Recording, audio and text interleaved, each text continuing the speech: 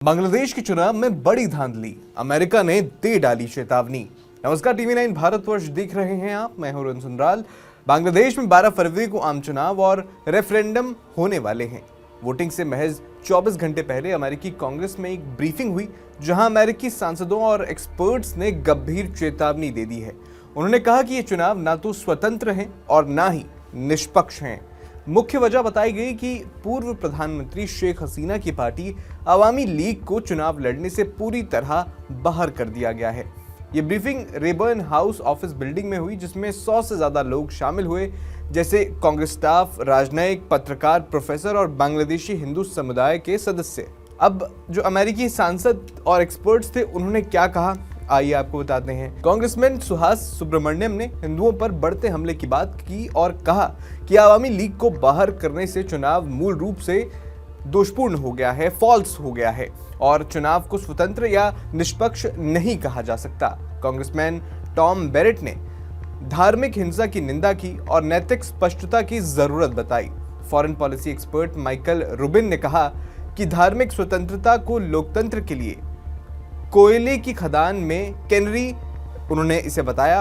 उन्होंने कहा कि सहिष्णुता बढ़ने पर इसे ठीक करना बहुत मुश्किल हो जाता है। 1971 के नरसंहार का जिक्र किया उन्होंने और चेतावनी भी दी कि अगर उस विचारधारा को खत्म नहीं किया गया तो इतिहास दोहराया जा सकता है।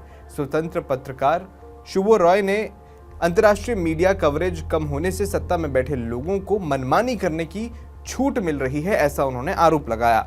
हिंदू एक्शन की एडेल नजारियन ने कहा कि शांति का मतलब सिर्फ संघर्ष नहीं है, बल्कि समान सुरक्षा और असली चुनाव होना है। अब सवाल यह है कि चुनाव की पारदर्शिता पर सवाल क्यों उठ रहे हैं।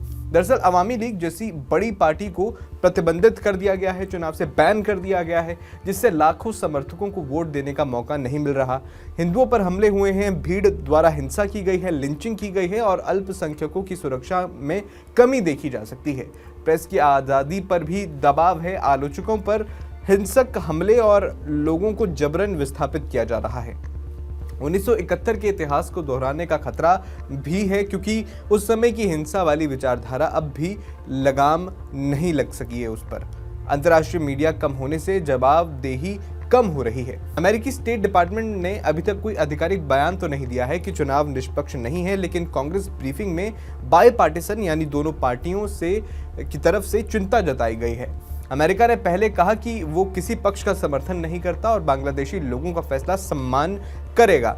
साथ ही धार्मिक हिंसा की निंदा की और अंतरिम सरकार से कमजोर समुदायों की सुरक्षा के कदमों का स्वागत किया। आपको बता दें कि 12 फरवरी का चुनाव और रेफरेंडम तय करेगा कि बांग्लादेश का भविष्य कैसा होगा। मुख्य मुकाबला बीएनपी और जमाते इस्लामी गठबंधनों के बीच है।